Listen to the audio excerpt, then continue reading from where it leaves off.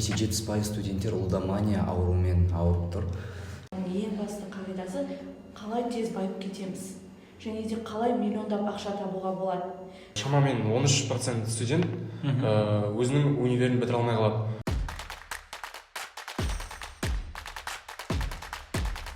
Сәлем! Бұл біздің арнаулы подкаст айдарымыз. Сіздермен бірге мен Ұлан, Қасым, Сезім, Темірлан, Мадина.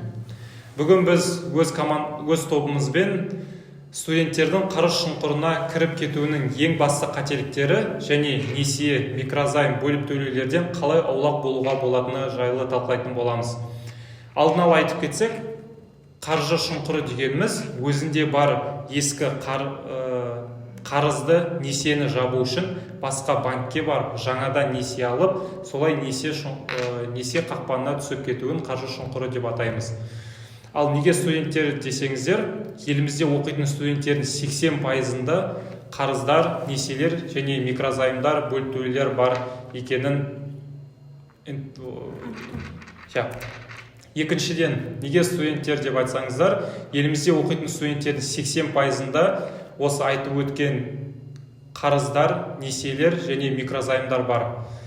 Ал подкастымызды бастасақ, қалай ойлайсыздар? Қандай қателіктер студенттерді қарыз шұңқырына алып келеді? енді осы тақырыпқа сай бір айтқым келіп отқан ой, менің ойымша студенттердің, жалпы бізбен жастық қатарлас адамдардың басқа жаңа адамдарға, жаңа топтарға еліктеуі. Студенттер енді осы жылы, бірінші жылы жаңа ортаға түсіп, жаңа адамдармен танысып, және де екінші басты айта кетерлік дүние, өздерінің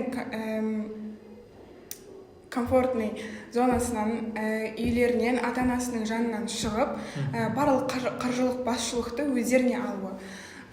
Ол дүниемен әрбір адам бірден айналысып кете алмайды, бұл енді факт. Және де осы қателікті бір мысал қылып айтатын болсақ, студенттер енді қазір жаңа адамдармен танысып жатқаннан кейін неше түрлі отырыстар болады, кешкілік жайттар болады, немесе отырыстан бөлек жай ғана қаланы аралау үшін, жаңа жерлерді тану үшін бір жаққа шығудың өзіне бір аз емес қаражат кетеді. Сондықтан бір осы мәселені және қателікті қатты көп жібермеу үшін студенттер көбінесе бір өздеріне жабылып қалады деп те айтуға болады. Бірақ осы қателік бойынша, еліктеу бойынша өздерің қандай бір ой айта аласыңдар келесі? Жалпы мен сенімен келісемін. Еліктеу қазіргі жастардың ең басты мәселелерінің бірі деп айтсам болады. Мысалы, қазіргі шай мускат, сонау Дубайдан келіп жатқан шоколадтар, соның бәрі еліктеудің кесірі. Мысалы, сенің жанында көптеген адамдар тұрып, кеттік 100 мыңға ресторанға отырайық десең, сендер өзіңе басқара алмай солармен бірге кетіп қаласың. Өзіңе қиын болса да, сен еліктеудің кесірінен соның артынан кетесің. Көбінесе импульсивті сатып алулар көп кетіп жатады. Студенттерде бір жанындағы адам немесе бір жай құр дүкенге кіргеннің өзінде көзді қызықтыратын қаншама дүние болып тұра, сен қаржылай сауаттылықтың әлі дамымағандықтан ол дүниені сатып ала саласың. Себебі бір келеді ғой деген секілді. Ал қазір студенттерде тек бір кіріс жүйесі, тек шәкіртақы және де ата-аналар жіберетін бір кішігірім қаржы деп те айтуға болады. И соны студенттер көбінесе басқара алмағандықтан осы қателікті жіберіп жатады деп ойлаймын.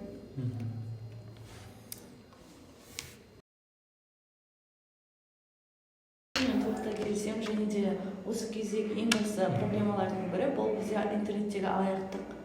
Яғни әлеуметтік желілердегі тез баю техникасы немесе схемасы деп аталады.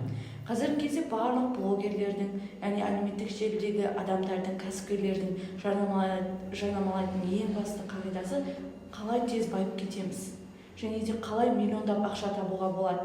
Сен 30% ақшасын енгізесің және 70% ақшаны табасың деген схемамен жүр. Және сол интернеттегі алаяқтық қалай орын алады? Ең бастысы, яғни ең танымалы бұл бізде қаржы пирамидалар.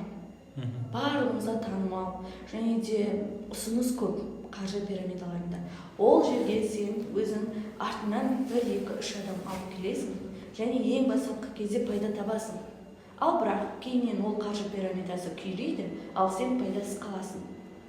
Қазіргі кезде студенттердің арасында ең көп танымалдылыққа ие бұл бізде инвестициялар. Фейк инвестициялар. Фейк инвестициялардың платформаларының ашылуы, және де Каспий, Халық сияқты атақты банктердің инвестицияларын, брокерлік шоттарын бізде жалған ақпараттармен сатуы. Басында ол инвестицияларда оқушыларға пайда алып келеді, бірақ кейінірек бізде ол платформа жоғалады, және де инвестиция салған ақшамыз барлығы кетеді. Сол мен айтқым келгені, қазіргі кезде интернеттік алаяқтық ол бізде шексіз алаяқтықтың түрі болып келеді. Біз сенгіміз келеді, бірақ оған негізі адамдарға күмән тудыру да керек. Барлық затқа сене берудің қажеті жоқ. Интернет бұл бізде шексіз дүние. Ол жерде сен тез алаяқтыққа ұшырап қалуы мүмкін.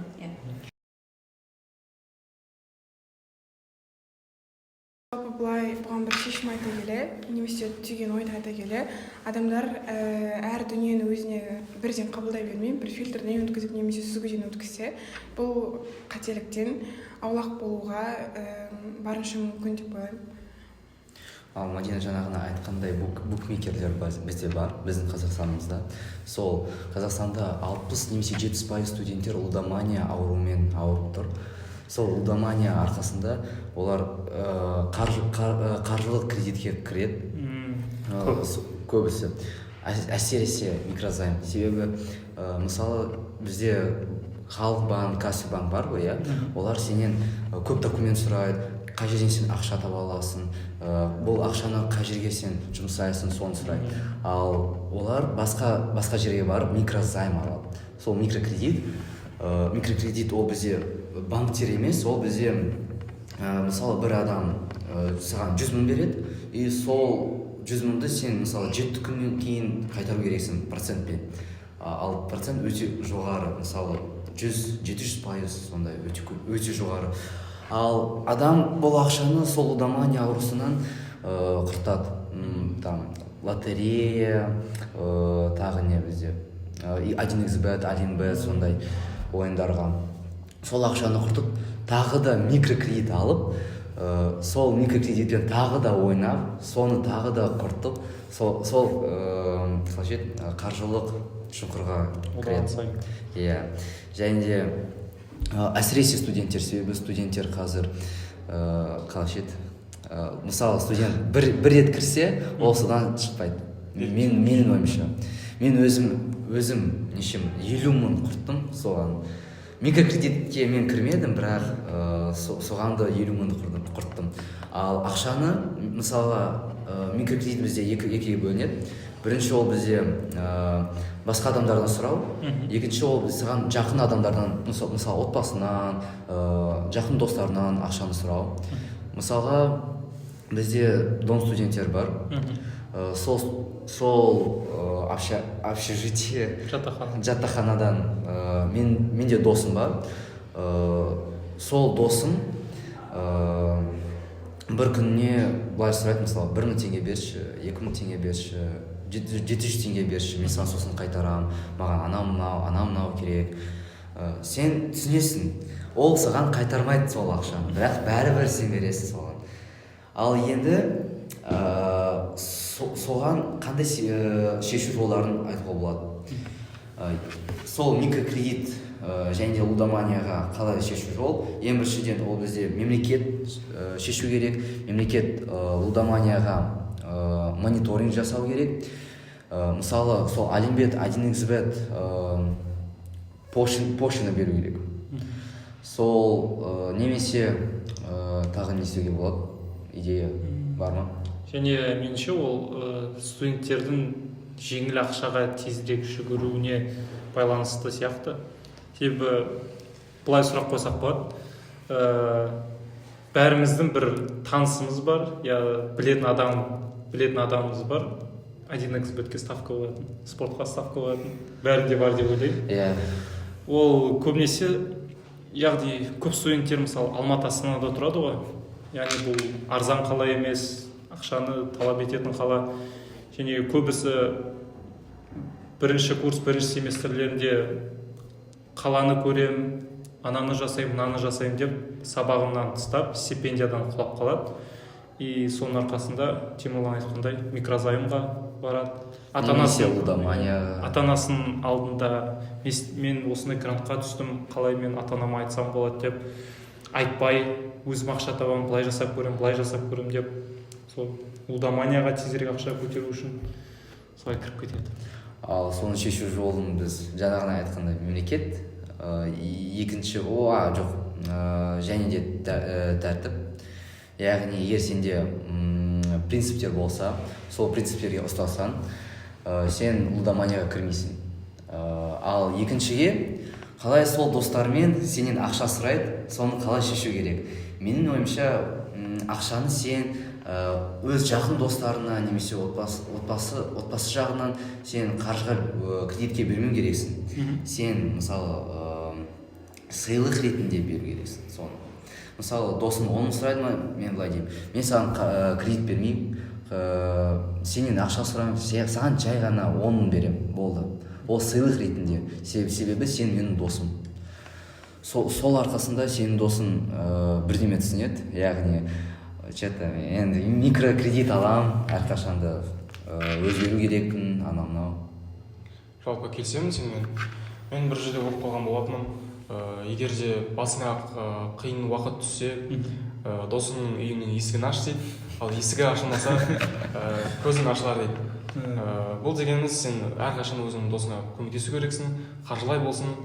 Мысалы, сен өзің досыңа қарыз беріп тұрып, ол өзің сол ақшаны қайтарып ала алмасаң, сен өзіңнің досыңның шын бейнесін көресің. Және де Қазақстанда тағы бір қызық статистика бар.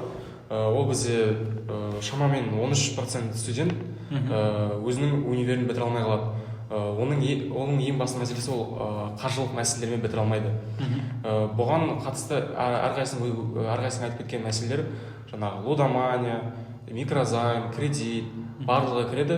Және де тағы да қосқым келетін жайт, ол көп студенттер мысалы бөліп төлеуді, 0% бөліп төлеуді олар ешқандай ұтылмаймын деп ойлайды. Бірақ если біз оған тереңірек қарайтын болсақ, біз жаңағы үлкен технология сататын магазиндерде қарасақ, технодом секілді оларда 0%-пен бөліп төлеуге береді. Бірақ олардың бағалары әрдайым кішкентай магазин, өте танымал емес магазиндерден қарағанда бағасы әлде қайда жоғары болады. 20%-ке сондайға жоғары болады. Енді осыдан бір қорытынды айтып жатсыңдар ғой, досыңнан сұрау керек дегендей. Бірақ та егер де өзімізде осындай жағдайда болып тұрсақ, қасымыздағы досымыз да қандай бір күшті жағдайда емес қой, ол адамнан өмір ақша сұрай беретіндей немесе қарызға сұрай беретіндей үнемі сен досыңнан сұрай алмайсың. Бұл түсінікті нәрсе деп ойлаймын. И осы нәрсенің дүниенің бір шешімі өзіңнің қаржылық сауаттылығыңды дамытып, және де бағана бір мысал айтып кеткендей, бізде қазір барлығы онлайн болғандықтан, төлемдердің барлығы онлайн болғандықтан, біз қолымызға ақша тимегендіктен, біз қайда кетіп жатқанын бір жағынан білмейміз. Осыған айта келе бір басқару жағы бізде әлсіздеу деп те айтуға болады. Оны Марғұлан Дүйсенбек те өзінің несінде айтқан, подкастында айтқан болатын. Егер де ақшаларыңды қатты үнемдегілерің келсе, оны басқарғыларың келсе, наличка етіп, қолма-қол ақша етіп шығарып алсаңдар, өздеріңе бір түсінікті қайда кеткенін түсініп тұрасыңдар, және де осознание немесе түсінік болады дегендей. Осыны енді қазіргі кезде көбісі жерлерде онлайн покупка болғандықтан ол дүниеге сразу бірден ауысып кету өте қиын әрине. Бірақ та күнделікті қаншалықты ақша жұмсадыңдар, немесе аптасына отырып бір жазсаңдар, қағаз бетіне түсірсеңдер, жаңағы Каспий немесе халықтың тарихын ашып, қайда жібердім деген секілді біз қазірдің өзінде телефондарыңды ашсаңдар түсінбейсіңдер қайда кеткенін, ешкім андай бір түсінбей қалады, қайда жібердім оны, нәрсеге құрттым деген секілді. И соның бір шешімін айта келе, бір қағаз бетіне түсірсеңдер, өздеріңе көрнетіне етіп қағаз бетіне түсірсеңдер, ол өздеріңе бір пайдасы тиеді деп ойлаймын. Себебі осы действияны, іс-әрекетті жасай отыра қаржылай сауаттылықтарың сәл болсын дамып, өздеріңді бір шектеуге қоясыңдар деп ойлаймын. Бір лайфхак ретінде бұл. Осыған қоса кетсем, қазіргі кезде адамдар қағазға түсіруді ұнатпайды, көп адам. Барлық адам бізде жаңа технологияларға көштік. Бізде көп өзіміздің күнтізбелеріміз, қолжазбаларымыздың барлығы бізде телефонымызда, гаджеттерімізде тұрады. Енді осы қай жерде бізде кіріс пен шығысты анықтай алатын бағдарламалар, ең басты бағдарлама, яғни ең күштісі бұл бізде CoinKeeper бағдарламасы. Және екіншісі кемел адам бағдарламасы. Кемел адам бағдарламасының ішінде осыған қоса бүгін сен не жасадың, не іс-әрекет жасауың керек сияқты көптеген функциялары бар. Яғни егерде адам, қазіргі жастар бізде қағазға жазу, дәстүрлі методтарды ұнатпаса, бізде жаңа заманауи методтарға көшсек болады, бағдарламаларға. Сосын тағы да бір айта кететін жай, бізде әрбір студент бөліп төлеуден аулақ болу керек. Бөліп төлеу өте маңызды. Бөліп төлеу. Бұл үшін бізде қалай? Кейбір үлкен адамдар үшін, зейнеткерлер үшін, студенттер үшін де аумақты мәселе болып есептеледі. Бөліп төлеуді барлық ойлайды. 0%-бен аламын мен киімді немесе затты. Бізде әсіресе киімді аламыз ба бөліп төлеумен қыздар қауымда. Ал бірақ оған келсек, бізде әрбір киімге, яғни бөліп төлеуде Каспий банк қосымшасы бойынша 12% қосылады. 12%. Мысалы сен 50 мыңға киім алсаң, сен егер де соны бөліп төлеусіз алсаң, 12% қалтаңда. Яғни шамамен алғанда қарап тұрсаңдар 5-6 мың теңге сен қалтаңда қалып тұр. 5-6 мың теңге деген бір студенттің бір апталық тамағына кететін ақша, дұрыс па? Сол үшін де студенттер, зейнеткерлер және барлық қоғамға айтатыным бөліп төлеуден аулақ болу керек. Ол бөліп төлеу 12% тек қана киім-кешекке ғана. Ал технологияларға қасым айта кеткенде 20%-ға дейін қосылады. Технологиялардың бізде бағасы 300 мыңнан басталады. Ойлаңдар, 20% ақша, 20% ақша сен қалтаңда. 60 мың теңге қалтаңда қал. Зейнеткерлердің орташа зейнетақысы айтып кеткенде. Ал студенттердің бізде одан көп шәкіртақысы. Егер сен медицина бағытында немесе ұстаз бағытында оқымасаң. Сол енді соған шәкіртақыға тоқтауға кетсек, бізде енді бір статистика бойынша қарасақ ең аз ғой. Например, педагогика бағытында оқитындарда бір плюс бар шәкіртақысында. И медицинада оқитындарда тоже. Ал бізде енді қатты көп емес, бірақ жеткілікті. Бірақ та бұл шәкіртақы бір студенттің өмір сүруіне бір айға жеткілікті дүние деп, жеткілікті қаржы деп айту өте қиын. Әсіресе білмеймін, енді ұлдарға сендерге қалай екен білмеймін, бізге өте қиын. Ол ақшаға бір айға өмір сүру. Сондықтан енді оны біз қазір бірден өзгерте алмаймыз ғой.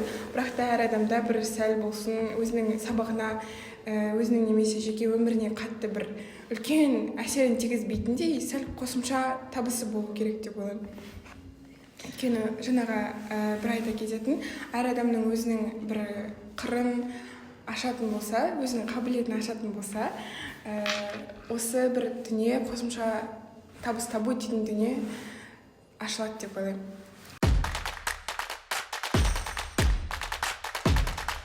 Онда подкастымызды қорытындылай келсек, біздің айтып өткен, талқылаған ең маңызды қателіктеріміз, сезім айтқандай, ол бірінші айналадағы достарыңа еліктеу.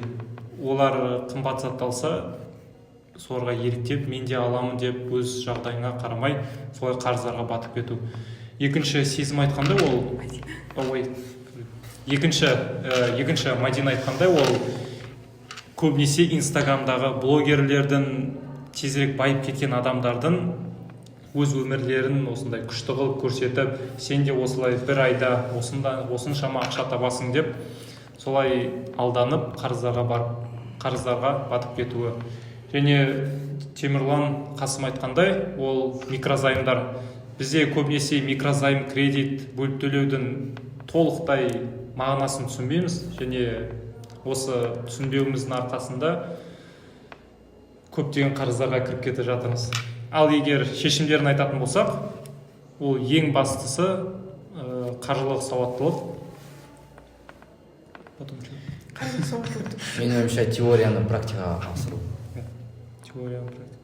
Себебі көбісі студенттер теориясын біледі, типа 10% сен сақтау керексің, инвестиция жасау керексің, бірақ оны практикаға қолданбайды. Ол басты мәселесі.